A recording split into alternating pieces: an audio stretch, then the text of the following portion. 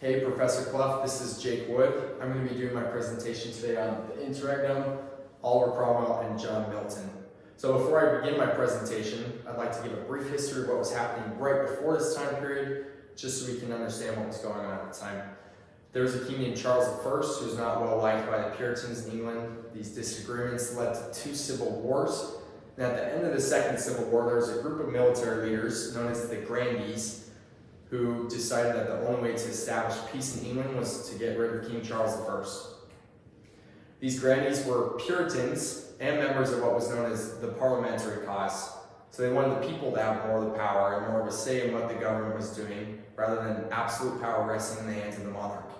One of these men was actually Oliver Cromwell, who we will talk about more later. They determined, as I said, that the only way to establish peace was to get rid of King Charles I, and in order to do that, they needed to get rid of all the men who were loyal to him. They purged the standing parliament of any man holding royalist views, and all that was left was what was called a rump parliament. And this rump parliament only contained men that held views similar to those of the Grandees. So now with the opposition gone, the Grandees were free to do as they wanted, and what they wanted was to get rid of King Charles I. They did that by trying him for treason. They found him guilty, and as you can see in this wonderful depiction, they beheaded him on January 30th, 1949. And with his death, the Interregnum officially began. An interregnum actually means between reigns. So the first form of government that took place during the Interregnum was called the Commonwealth of England. A council state was created to hold executive powers, while the rump parliament continued to carry the legislative powers. But we see once again disagreements rising to the forefront, this time between leaders of the military and members of parliament. In 1653, the rump parliament was dismissed for not being radical enough and harboring royalist feelings. This group that dismissed them was led by Oliver Cromwell, who reportedly said, "You have sat too long for any good you have been doing lately. In the name of God, go." And we can see them leading them out by gunpoint.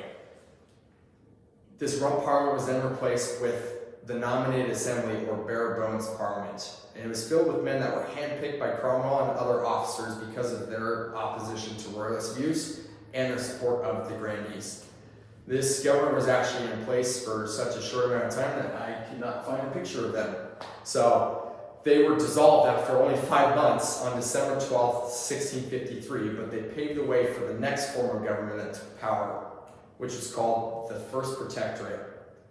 This protectorate was ruled by a constitution called the Instrument of Government. It was actually the first detailed written constitution adopted by a modern state. It was accepted on the 15th of December, 1653, and Oliver Cromwell was named Lord Protector at the head of this government.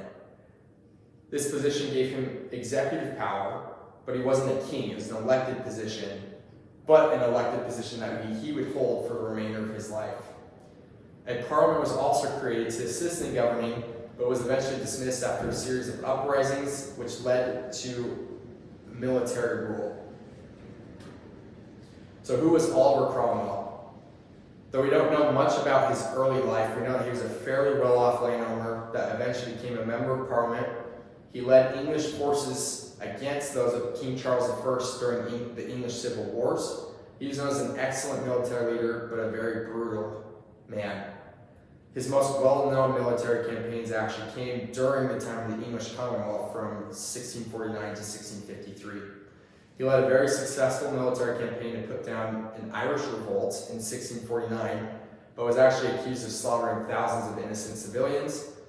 At the end of this campaign, he left to go to Scotland to lead the English forces against Scottish forces led by Charles II, who was the son of King Charles I. He fought back against what he saw as vanity and excessiveness of the monarchy.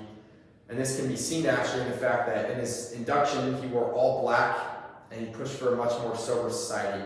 And I think the most clear way to see these values is when we look at his self-portrait compared to that of King Charles I. So in Oliver Cromwell's portrait, we see him wearing a simple black suit of armor, emphasizing his role as the protector. And that's about it. While when we look at Charles I's portrait, we can see very excessive clothing. We see a cape and gold and his crown and background. It's all about power and wealth and showing it off to other people. Cromwell's the exact opposite of that. One of the biggest fans actually of Cromwell's style of leadership and his desires for the time was a man named John Milton. He was an English poet born the 9th of December, 1608, and actually studied in English, Latin, Italian, and other languages. He was a Puritan and a member of the parliamentary cause, but he ran into trouble with Puritans actually over some of his views expressed in a poem called Paradise Lost, as well as his views on divorce and marriage. He was appointed the Secretary of Foreign Tongues, which in our day would be known as the Secretary of State, in March of 1649 because of his support of the English Commonwealth and also his Republican values. A few years later, though, in either 1651 or 1652, we're not 100% sure, he went completely blind and was forced to dictate his verse and prose to scribes who then copied his speech to paper. He published many pamphlets defending the regicide that had occurred and voiced his support of Oliver Cromwell over and over again, especially as attacks were raised against him and his methods. So what was life like during this time? Puritan views held the majority of the government, and these views were imposed on the rest of the country. So this meant a more restricted and advocated lifestyle. They thought that life under the monarchy was too lavish and excessive. This led to the celebration of holidays such as Easter and Christmas being suppressed, and things such as theater and gambling were banned. Life lasted like this until the death of Oliver Cromwell on the 3rd of September, 1658, at the age of 59. So with the death of Oliver Cromwell, his son Richard was nominated to be his replacement as the Lord Protector. We see pretty quickly, though, that Richard was not an effective leader. He couldn't mediate between the military and the parliament and was eventually deposed in May of 1659.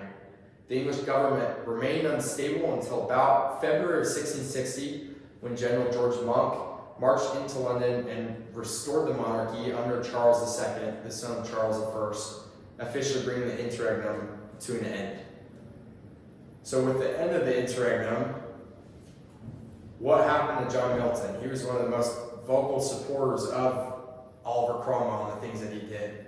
So he continued his role as a secretary for foreign tongues until the fall of the Second Protectorate, and continued to write anti-monarchy protests until it became clear that the monarchy was going to be reestablished. He went into hiding until a warrant for his arrest was issued, and he was caught and imprisoned soon after.